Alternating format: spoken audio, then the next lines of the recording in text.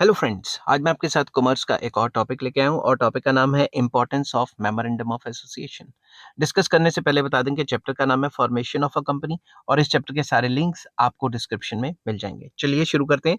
Memorandum of association, जिसको MOA भी कहा जाता है, इज द मोस्ट इसेंशियल या important document of a company due to the following reasons. तो सबसे पहले क्वेश्चन आएगा तो आपको पहले तो ये लिखना है कि ये बहुत इंपॉर्टेंट डॉक्यूमेंट है, फॉलोइंग आर द इंपॉर्टेंस। ठीक है, तो number one, it is the basis of the incorporation and a company cannot be registered without a memorandum of association।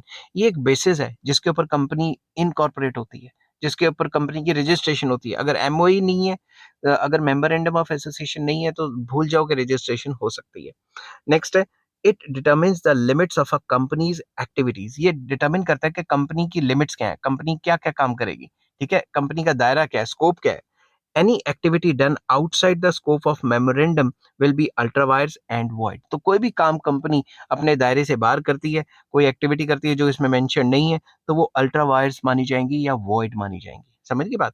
Next आ जाता है, it informs the investors for the purposes for which their money will be utilised by the company. इसके अंदर वो भी लिखा होता है कि जो भी इन्वेस्टर से पैसा लिया गया है वो एक्चुअल में यूज कहाँ होगा। समझ की बात।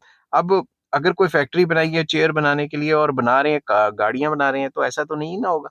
तो इसमें लिखा होता है कि भाई जो इन्वेस्टर से पैसा लिया जा रहा है वो किन किन एक्टिविटीज में खर्च किया जाएगा और कौन कौन सी मैन्युफैक्चरिंग या को क्या काम किया जाएगा वो मेंशन होता है।